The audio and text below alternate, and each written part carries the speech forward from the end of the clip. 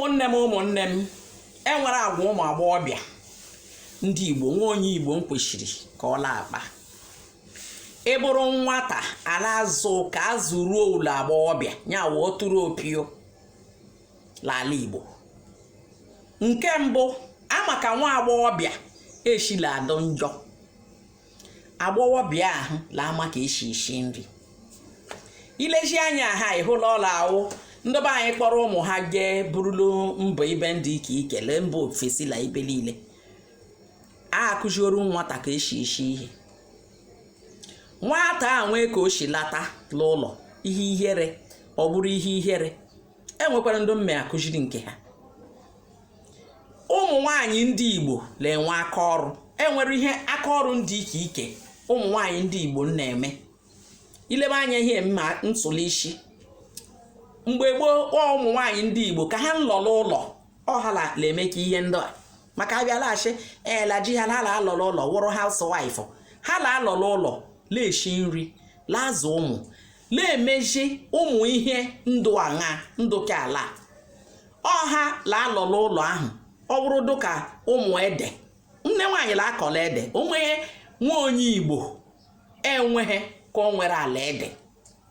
Mana ka anyị si azụ ụmụ agbọghọ anyị na ụmụ ajị ndụ nke nkala echolite alụpawa ha ndị Igbo weruzia makara Igbo na-akpata ego. Igbo na-akpatakwa ego na-awụ Igbo aka. Eweruzia maka ịkpatachahela ego ihe ya emeji iwu agwa nsọrụ ka nsọrụ ishila azụ ụmụ ihe azụmaji ụmụ n'usoro ndị Igbo. Nwa onye Igbo ọbụla maka esi ebe abacha ọlọla eji ọlọla ụlọ maka lima la one day la ọ gala ka mbụ ọrụ m ulu ka esi eri New Yam Festival ekwesịrị iribekwu abacha eji agwọ nka festival. Ịmụ ihe mkpe mgbe ahụ ndị mmadụ niile pafụta ka abacha ụmụ agbọghọ emebi ka ọ bụrụla kọmpetishọn ewefụta ego wochi ike a elelele ụmụazị ndị mma ebe abacha embelahụrụ ele enye ya ego laala agba egwu la TV. O kwesịrị ka ndị Igbo bido mebe ihe ndụ ike ndụ ụla maka ka mbụ ọrụ wakala ihe usoro anyị ji nwayọọ laala ihe gbasara anyị ji nwayọọ laala.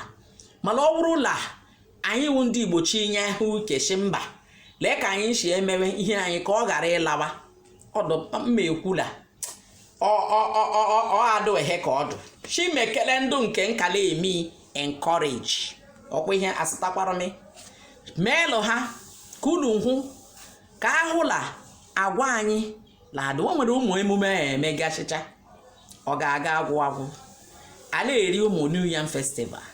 Ekwesịrị iche ike ka ha mara ọ bụrụ ụmụ agbọghọ akpọfụta ndụ mma ebe abacha ndụ mma esi ọkpa ndụ mma agwa ụgba ọ ga-eme ndụ nke amaghị ma ndụ a nlọbe ha ndị ukwu la mma azụ ụmụ ha shi la ha chọzi ka ha mara ihe a chọziri wụ ka ọ wụrụ sia salad kezola African salad wụ the best nyawụla abacha anyị ọkwa nyawụ the best. Ihe m kwuru ọ dabakwara maka la amamihe m ekwula adaba biko la atụsara m l'ozula tụsawara m elu biko lo wori ya lo nya tụsaba ozu a makala ozu a mmeji ulu mmeji ndị Igbo nji emume ndị iche ala eme la ọ ga-aga agwụ nji emume ndị iche ala eme la New Yam Festival mgbe aka meghe ụmụazị involve ka ha bịara ebe abacha mgbe aka meghe ụmụazị involve ka ha bịa shiere anyị ede ka ha bịa shiere anyị ji dụka ndị Igbo nshi eshi nji nke mgbe aka meghe involve ka ụmụazị bịala emeji ihe nkwesịrị ka ala eme makala agwa ndị Igbo ji nwayọọ lafụzi.